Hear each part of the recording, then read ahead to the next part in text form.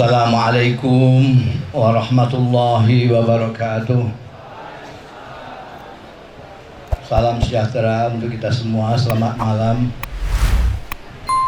Alhamdulillahilladzi tafarrada bi baqa'ih.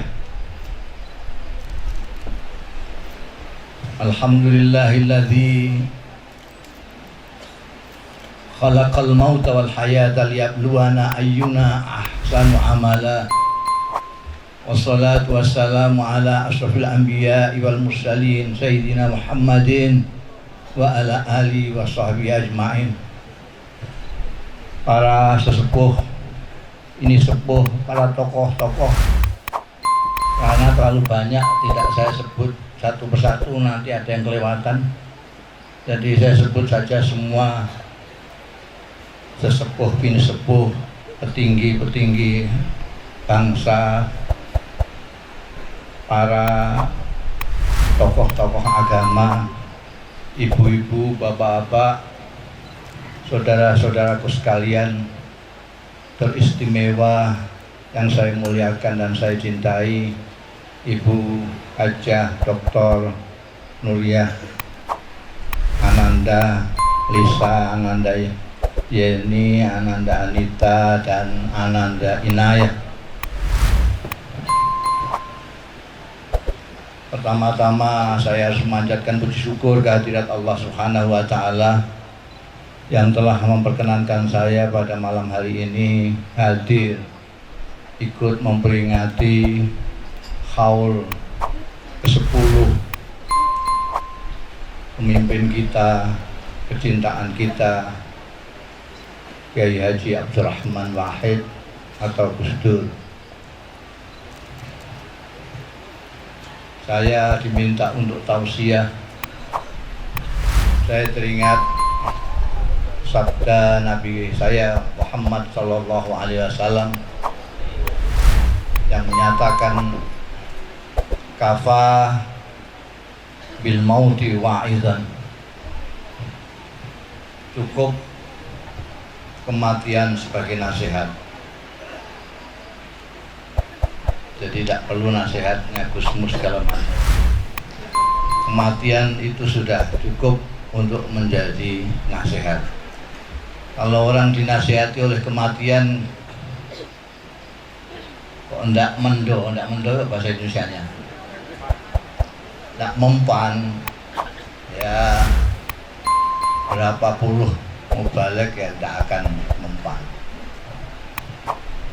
Gus Dur itu orang yang sakti dan dibuktikan oleh orang banyak kesaktiannya itu. Stroke berapa kali? Ya, 3 kali stroke. Masih lari-lari Amerika Tulung Agung. Karu-karuan. Seminggu sebelum wafat masih ke rumah saya.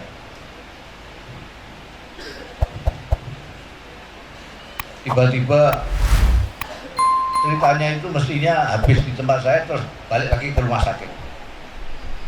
Tapi tiba-tiba setelah 3 jam ngobrol dengan saya, tiba-tiba bilang saya harus ke Jombang, ditimbali Simbah. Saya kaget, Ibu Nuriyah juga kaget, tidak termasuk dalam jadwal ini. Langsung ke Jombang. Ceritanya selanjutnya Anda sekalian sudah baca. Jadi kalau Gus Dur yang sakti saja wafat, apalagi kita yang tidak begitu sakti. Banyak orang-orang besar, orang-orang hebat, pejabat mati, ada yang bilang alhamdulillah, ada orang mati, ada orang besar, tapi orang alhamdulillah, karena dia selama hidupnya menjadi beban. Jadi ketika mati beban dirasa hilang, alhamdulillah. Ada orang yang mati diperingati oleh keluarganya sampai 1000 hari, habis itu sudah.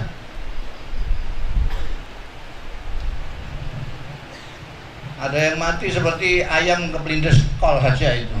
orang geger sebentar lalu sudah lupa.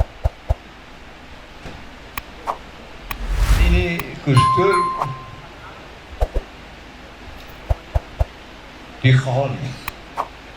diperingati sampai 10 kali ini, dan ini akan terus berlangsung kalau naga-naganya didoakan setiap tahun, tidak hanya di Ciganjur, tidak aja di Tebu Ireng, di mana-mana.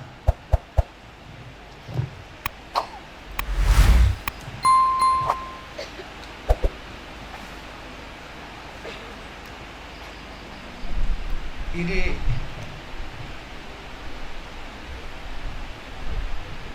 Kanjeng Nabi Muhammad, Nabi Isa, Yesus itu diperingati hari lahirnya.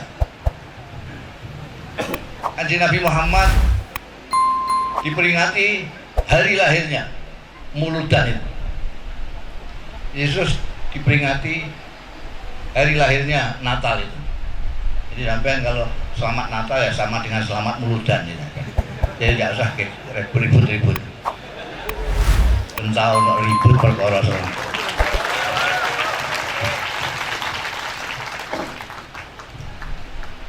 Tapi kenapa Gus Dur, penerusnya Kanjeng Nabi Muhammad Shallallahu Alaihi Wasallam, tidak diperingati hari lahirnya? Apa karena ya ini tidak tahu hari lahirnya Gus Dur? Saya saja tahu. Kenapa Kanjeng Nabi pemimpin agung kita diperingati hari lahirnya, tapi Gus Dur penerusnya diperingati wafatnya? Karena Nabi Muhammad, Yesus segala macam itu maksum. Maksum itu artinya sudah mulai sudah tidak pernah berdosa lagi. Tapi kalau kiai itu ditunggu sampai tutup buku. Karena survei membuktikan banyak orang-orang yang semula itu baik tiba-tiba menjadi buruk. Sudah kiai, sudah hampir wali, tiba-tiba ganti profesi jadi jurkam, jadi tim sukses. Jadi kalau kiai-kiai penerus Nabi ditunggu sampai tutup. Kalau ternyata istiqomah, konsisten apa yang dilakukan sampai wafat, baru umat masyarakat memperingati. Kalau tidak, sampai mau memperingati Kiai Mustafa Bisri, tiba-tiba di tengah jalan saya jadi tim sukses suatu partai yang nggak menang, sampai nggak jadi ngeholin. Ditunggu sampai. Gus Dur ini konsisten di dalam apa? Di dalam menjadi manusia. Kami catat ini, semua orang mengatakan Gus Dur ini, Gus Dur ini, Gus Dur ini. Saya mengatakan, saya orang yang paling dekat dengan Gus Dur sejak di Mesir sampai beliau gonta-ganti apa? Kontrakan. Dulu saya kalau ke Jakarta mesti jujurnya ke Gus Dur. Seneng saya karena omahnya mesti baru terus. Karena ngontrak anyar di Cilandak ngalah di mana lagi gitu. Saya tidurnya tempat tidurnya anak-anak ini. Jadi Gus Dur itu orang yang nggak tahu. Gus Dur itu ngaji itu jelajah pondok. Pondok di Jombang semua pernah dipang.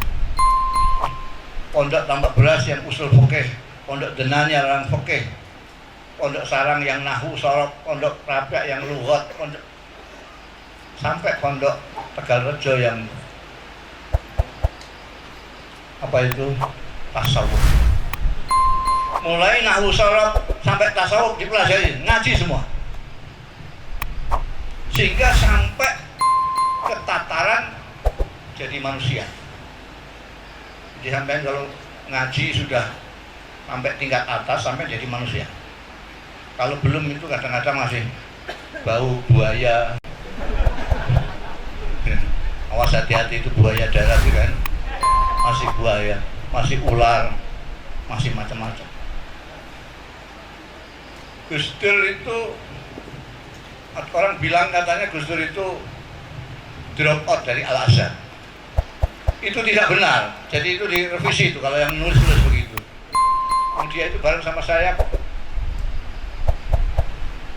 Dia bangsa kuliah bareng itu kecil, itu aja kok repot. Jadi dia sudah datang duluan, tapi tidak daftar, tidak kuliah, tidak apa. Baru ketika saya datang dan daftar kuliah, dia tanya, sampai di mana? Saya ini di yang baru dibuka ini. Saya memang memilih fakultas yang baru dibuka karena ujiannya masih agak lama, 4 bulan.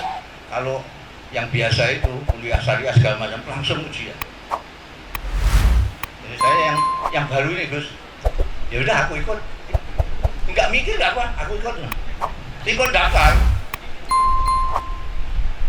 Begitu daftar, lihat mata pelajarannya, loh ini kan sudah kita pelajari waktu di pesantren semua ini, nahwu, soroh, balaghah, mantiq, ini kan sudah semua. Dan memang saya milih yang begitu. Saya kan tidak pernah sekolah, saya tadinya cuma pondok pesantren. Saya supaya akrab ya pilih yang madahnya itu saja, mata pelajarannya itu. Wah ini kan habis-habisin umur ini. Langsung kirim daftar ke Fakultas Sastra di Baghdad. Jadi dia tidak pernah kuliah, memang bukan drop out. Di Azhar nggak kuliah.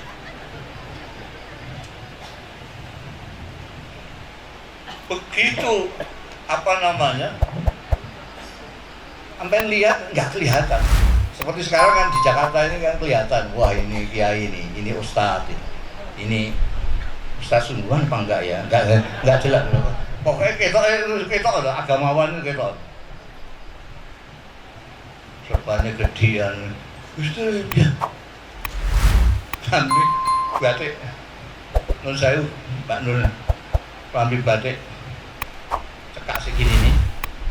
Kadang-kadang orang minggu gak salin.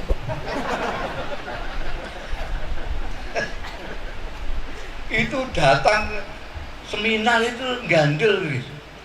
Sampai kawannya dan orang yang paling dihormati dia oleh Gus Dur dan menghormati Gus Dur, orang yang sangat ingin Gus Dur menjadi pemimpin Indonesia, Allah yarham Dr. Fahmi Saifuddin, itu sampai mengupayakan Gus Dur masuk MPR.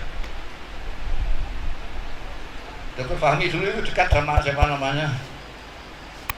Pak Akbar itu yang wakil presiden dulu itu, Pak. Ada Asparjo Rustan segala macam itu, akhirnya diupayakan supaya Gus Dur jadi anggota MPR. Gus Dur jawabnya, tanya Gus Mus dulu. Kalau Gus Mus setuju, saya mau. Kalau enggak.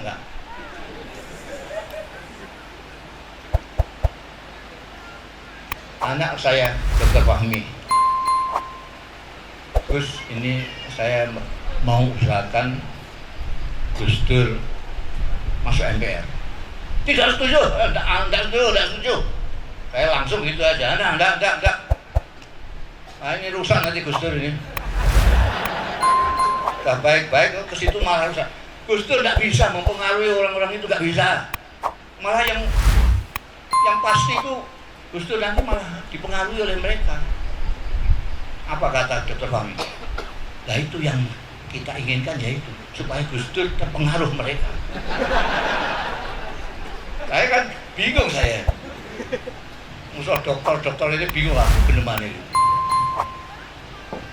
Lalu bagaimana maksud sampean? Bagaimana? Sampean sendiri kan kita pernah ikut seminar di Sinar Kasih di mana-mana itu. Gelantungan gitu itu, sandalnya japit, rambine buatnya kena harus tambalan gak karuan. Padahal dia ditunggu-tunggu di dalam seminar itu. Nah kita kan maunya enggak begitu. maunya kita jadi pemimpin. Jadi kalau nanti dia di MPR, sebentar saja, nanti dia sudah akan bisa pakai sepatu, bisa pakai desi, bisa pakai jas. Ternyata tujuannya itu toh, dan memang berhasil.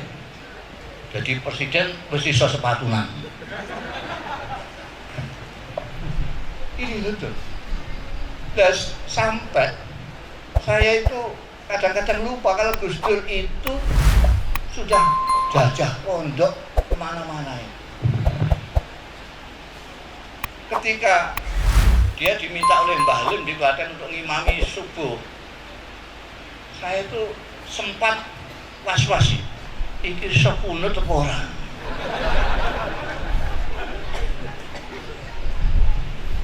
Nah, dia sudah jadi ketua dikaji segala macam. Beliau kunutnya panjang sekali.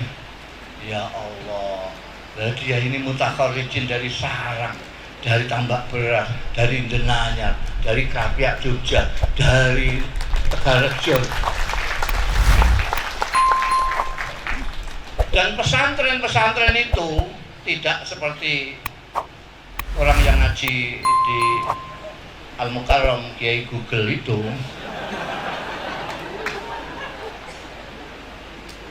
Antara dua, santri diminta untuk apakah dia setelah ngalim mengajarkan ilmunya atau mengamalkan. Tapi yang terbanyak adalah mengamalkan ilmunya. Jadi orang disebut orang alim bukan hanya orang yang ngerti ilmu, bukan orang yang pandai, tetapi yang mengamalkan. Dalam ilmu agama, seperti yang saya pahami, puncak daripada orang alim itu kalau dia sudah menjadi manusia.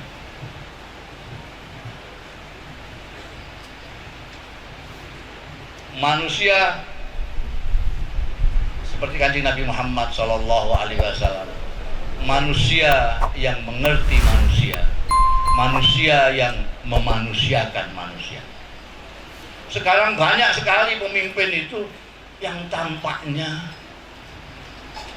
seperti manusia, tapi nggak ngerti manusia. Kalau tidak seperti dia, dianggap tidak manusia. Jadi ukurannya manusia itu dia.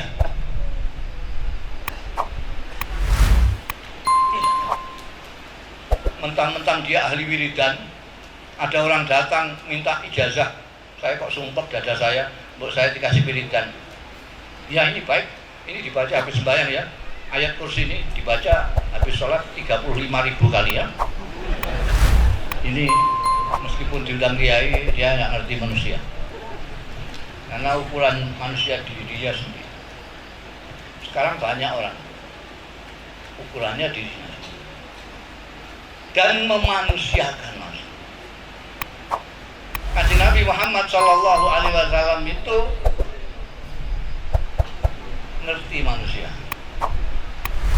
Ini ada yang TK, bahkan ini PAUD, ini SD, ini SMP, ini SMA, ini perguruan tinggi. Gus Dur juga begitu. Tidak semua orang diomongi Gus Dur sama. Enggak seperti enggak usah nyampakan orang cakap. Itu orang TK ditausiai kayak mahasiswa, dikuliahi mahasiswa, kopior sirai, ambiar bahasanya inayah ini. Nabi tahu, makanya orang yang ngaji hadis, sabda-sabda Rasulullah SAW akan melihat banyak sekali hadis-hadis yang berbeda-beda sesuai dengan mukhatabnya. Tidak sama. Ada yang ausini ya Rasulullah, qala la taqdab. Ausini ya Rasulullah, la taqzib, dan terus-terusnya. Bahkan kanjeng Nabi sendiri mengajarkan khadibin nas ala qadri uqulihim. Tadi saya baca Mukadimah tadi saya pakai alladzi khalaqal mauta wal hayat liyabluwana ayyuna ahsanu amal. Saya iktibas surat Tabarak. Jadi Tuhan menciptakan hidup dan mati ini untuk menguji kita. Ayyuna ahsanu amal. Siapa yang paling bagus? Bukan ayyuna aksaru amal.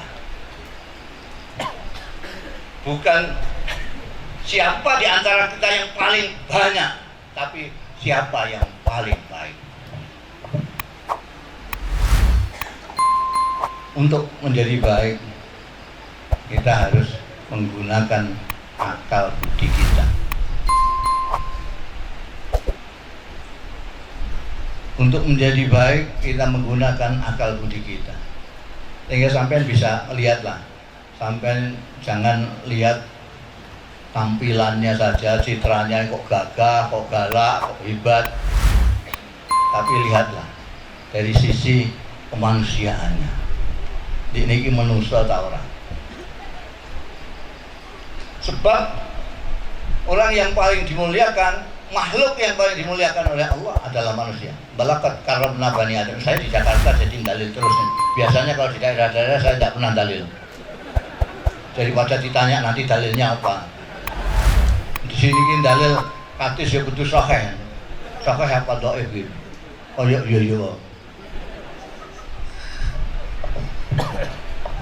Ini kita perlukan orang-orang yang menjadi manusia, yang ngerti manusia, yang memanusiakan manusia itu sebagai rasa syukur kita diciptakan Tuhan menjadi manusia. Kita kadang-kadang itu lupa bersyukur. Saya pidatokan di desa-desa. Saya ajak orang-orang untuk mensyukuri anugerah Allah yang paling besar yang kita lupa mensyukurinya. Karena memang bersyukur itu memerlukan kesadaran mendapatkan anugerah. Kalau kita tidak sadar bahwa kita mendapat anugerah, maka kita tidak akan bersyukur. Kita diciptakan oleh Allah Subhanahu wa Ta'ala menjadi manusia. Ini suatu anugerah yang luar biasa. Kita tidak dijadikan batu, tidak dijadikan tumbuh-tumbuhan, tidak dijadikan binatang, tapi dijadikan manusia. Manusia yang diberi akal pikiran dan akal budi. Mensyukurinya adalah menggunakan itu. Makanya Gus Dur itu semuanya menjadi kecil karena dia dekat dengan yang menciptakan manusia, Allah Subhanahu wa Ta'ala. Tidak ada yang besar. Karena itu ungkapan gitu aja repot. Itu sebetulnya menunjukkan bahwa Gus Dur itu yang besar. Ini yang besar hanya Allah, kemudian Indonesia, kemudian bangsa Indonesia, umat. Maka tidak heran kalau umat setiap saat mendoakan Gus Dur, Gus Dur adalah tokoh manusia yang ngerti manusia, yang memanusiakan manusia. Seperti yang dicontohkan oleh Rasulullah Sallallahu Alaihi Wasallam. Gus Dur itu seperti sering tadi dikatakan juga, hampir saya tidak pernah jumpa orang yang suka menertawakan dirinya sendiri. Gus Dur paling sering, bahkan pernah suatu ketika karena dia mentertawakan dirinya sendiri, saya yang kena imbas buruknya.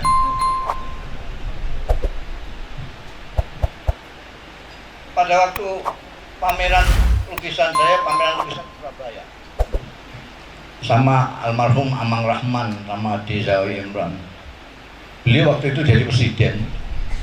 Saya manfaatkan, saya punya kawan presiden. Saya manfaatkannya ya untuk membuka pameran lukisan. Beliau datang Pidatonya itu cuma singkat sekali. Sudah tahu orang tidak bisa ngelihat, disuruh buka pameran lukisan.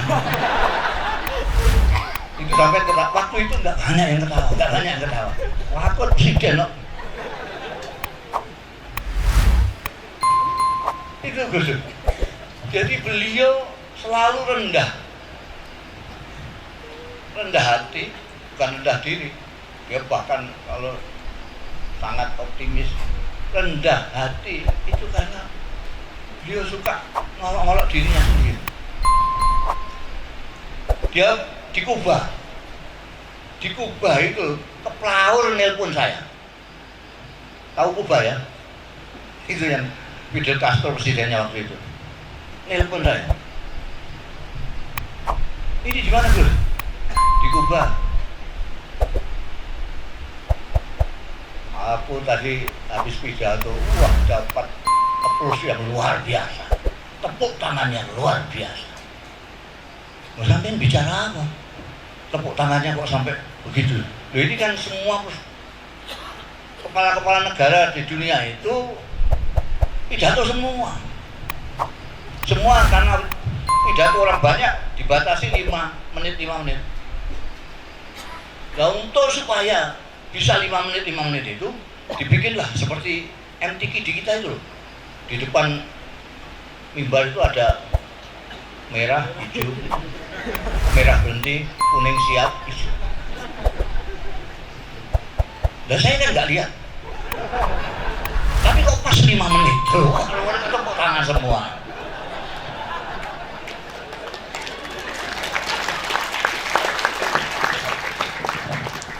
Tapi yang paling itu yang saya katakan, beliau ngolok-ngolok dirinya sendiri, tapi mengorbankan saya. Karena tentu orang-orang yang baca itu yang dimarahi saya. Dan dia ngarang-ngarang sendiri, saya yang jadi temuan orang. Dia cerita katanya ketika di Mesir dengan saya itu sukanya masak dengan saya. Dia bagian masak, saya bagian belajar katanya. Dan di Mesir itu jeruan dan kepala itu tidak dijual, tidak makan orang sana, tidak makan jeruan, tidak makan kepala. Nah, situ dilemprakkan itu saja. Gusmus kata dia, Gusmus itu kalau dia lihat begitu, ini aku beli ini, untuk apa? Ini beli, pokoknya saya belilah. Wah, ini tidak dibeli aja, mungkin dikasihkan, murah sekali, karena nggak dimakan. Untuk apa kamu beli ginian? Untuk makanin anjing aku. Untuk makanin anjing. Saya bilang gitu katanya Gus Dur. Jadi setiap hari kita masak itu jeruan tuh, hati rempelo. Setelah saya pindah ke Irak, Gus gak pernah ke pasar lagi karena tidak ada partner masaknya lagi, sudah tidak ada. Suatu ketika waktu di pasar ketemu penjual ayam itu. Loh, ini kamu kok enggak pernah kesini lagi? Katanya Gus Dur, saya jawabnya, ini anjingnya sudah pindah ke Irak. Saya kan kacau itu. Asli ini Gus Dur, saya enggak ikut-ikut ya.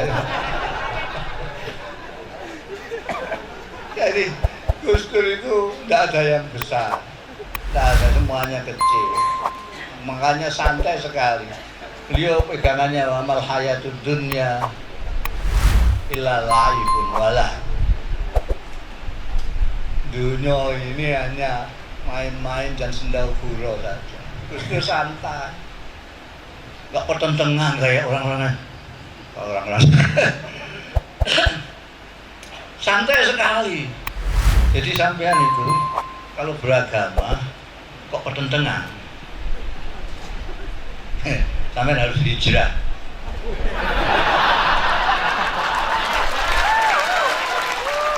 Hijrah, cari ustaz, cari kiai yang ngaji. Terang-terangan saja saya. Kalau sampean beragama kok membenci saudaramu sendiri sesama manusia, hijrah. Pindah, cari kiai. Hijrah. Kalau sampai tetap di situ, sampai akan dibunuh. keplek-keplek sama malaikat.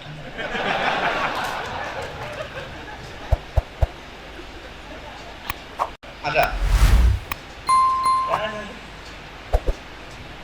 Wa mal hayatud dunya illa lahwun wa la'ib walad darul akhirati khair lil ladzina taqaw. Belakangnya apa tulisannya? Apalah takilun? Gak punya akal kamu. Agama itu santai. Tuhan itu sudah peso kita, dapur kita itu Gusti Allah tahu. Aku memang di dapurmu kok kayak sarul, dapur kita. Potongan kita itu potongan. Ya Allah, ini kita itu sudah paling akhir, makhluk paling akhir kita ini. Kiamat sudah kemarin itu tahun 2012. Ini kan 20 kan sudah kelewat itu. Jadi sampai masih ngaji, masih selawatan udah masih bagus sekali, bagus sekali. Mesti swargane harusnya. Kalau pertentangan itu apa?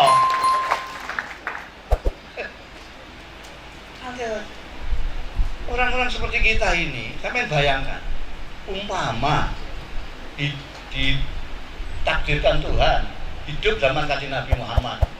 Coba sampai pikir yang cerdas.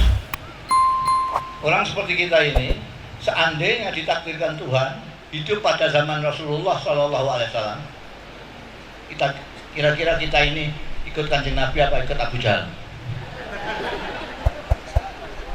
Jawab dengan cerdas sambil cermin muka kita. Kira-kira kita itu pantas nggak? Meskipun yang hebatnya seperti Imam Masjid Istiqlal, kira-kira beliau sanggup duduk bersama dengan Sayyidina Ali misalnya? Lah kemarin di Jakarta itu ada gambarnya politisi-politisi konyol itu. Di sini ditulis Sayyidina Ali, sini ditulis Sayyidina Umar. La ilaha illallah. Goblok kok tikal-tikal gitu. Itu nggak baca sejarah, nggak pakai akal belas. Itu dikiranya dia itu siapa? Sombongnya kok sampai segitu. Justru dipasang gambar yang meneng aja. Jauh. Saya sendiri pernah ngelamun. Wah, kalau saya ditakdirkan hidup zaman Rasulullah, enak sekali saya. Saya tidak usah baca Quran, tidak usah ngapalkan Quran, karena ada Quran berjalan. Saya tinggal lihat Kanjeng Nabi saja. Bagaimana Kanjeng Nabi bergaul dengan Allah, bagaimana bergaul dengan manusia, gimana bergaul dengan istri dan lain sebagainya. Tinggal lihat saja. Tapi akal sehat saya yang ngamuk di dalam hati. Alah, dia pun ngelamun mau hidup zaman Rasulullah. Potongan kamu ini kalau ditakdirkan hidup zaman Rasulullah nggak akan ikut Rasulullah kamu. Pasti ikut Abu Jahal. Potong kamu, mesem air iso kok. Mesem saja tidak bisa. Lihat saudaranya seperti macan melihat mangsanya. Khotbah ini janin swarga kok pertentangan. Itu saya nggak paham saya. Mengejar ke swarga kok mendelik. Ayo ke swarga, ayo swarga. Kalau enggak tak kepelondas gue.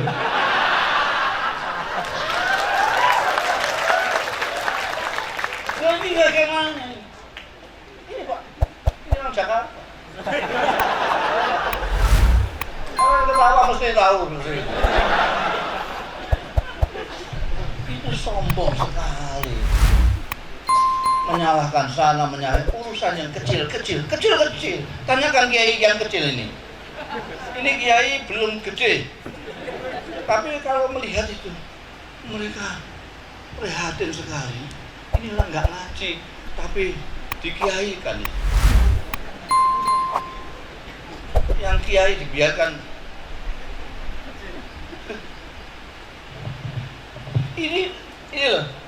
Ini kalau tidak Menko apa namanya sulit saya kalau ngomong pangkat itu saya agak sulit aku. Menko Polhukam. Sebetulnya beliau ini itu kena cobaannya Gusti Allah. Kalau dia kiai ya. Waktu Gus Dur jadi presiden, pertama kali saya rombongan kiai yang dibolehkan masuk. Saya ke istana pertama kali. Habis itu tidak pernah lagi. Pertama semuanya mengucapkan selamat. Semuanya pakai sepatu, saya sandalan sendiri. Itu ada yang jaga pakai sandal. Ya, presiden dulu ya sandalan gini. Semua mengatakan selamat, termasuk Kiai Sahl Mahfud. Selamat presiden. Saya bela sungkawa. Saya sendiri yang mengatakan bela sungkawa. Kiai ape-ape jadi presiden. Jujur deh kok lahiran. Sedih kok. Alhamdulillah doa saya makbul. Wong ape-ape jadi presiden. Wong ape-ape iki hati-hati sampeyan. Iya. Itu jabatan itu merusak uang. Jabatan merusak uang, nek ora kuat-kuat. Saya pernah menjabat jadi Rais Am sebentar. Wah rasanya harus kudu fatwa terus saja.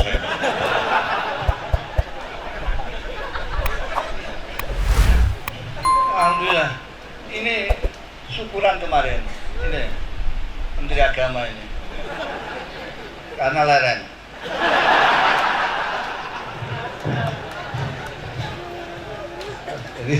Jadi ini kiai tapi ketutupan. Kiai ketutupan pangkatnya. Ini sebenarnya kiai. Lu dilecehkan di sosial media. Saya ngikuti itu. Dibully pernah ini. Itu nggak ngerti dalil. Nggak ngerti dalil gimana? Ini kiai Madura.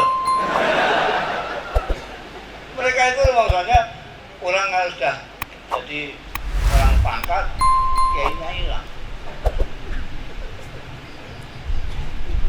Memang kita itu hilang. Saya sendiri juga tidak lihat lagi kalau Pak Mahfud ini kiai. Menko Polham, Menko Polhukam. Jadi apa namanya, saya tenang. Sampai kalau kurang yakin dengan omongan saya, sampai tanyakan kiai yang dekat sini. Ini Kiai Husain, ini ada kiai, ini Kiai ada Kiai Husain, ada kiai ini semua kiai. Sampai tanyakan, omong saya benar apa enggak? Jadi beragama itu bukan beban. Kita sudah mikir regane lombok barang. Emeh beragama kok angel ini ya Allah. Rumasane Gusti Allah ku rumasane wajeme ora mendelik kan. Lah orang itu lucu. Kalau dia marah, dia bilang Gusti Allah marah. Rumasane gitu. Kalau dia mangkel, rumasane Gusti Allah yang mangkel. Lha itu kok enggak sok gede semuanya itu.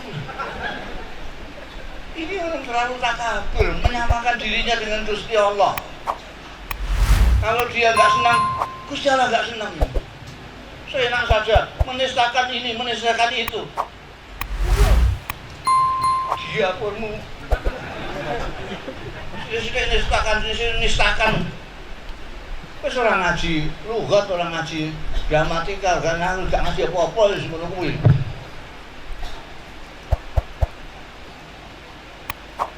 Kalau nggak percaya itu Ustaz kamu suruh kesini. Biar bantah-bantah sama saya. Mau angkel aku. Pak Mahfud ini pakai dalil. Bisa dibully. Yang bully siapa? Bukan imamnya, makmumnya. Ada yang bertanya kepada saya, itu tapi followernya kok banyak. Kalau itu tidak benar kok followernya banyak. Saya bilang di Quran itu ada wa fauqa kulli dzi ilmin alim.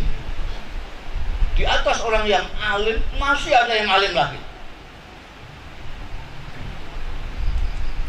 Di atas orang alim ada yang alim. Jadi jangan sombong. Di atas orang alim ada yang lebih alim. Saya tambahi sendiri di bawah. Batah takuli jahilin jahuli. yang ketawa sudah paham, jadi tidak usah saya terjemahkan. Assalamualaikum warahmatullahi wabarakatuh.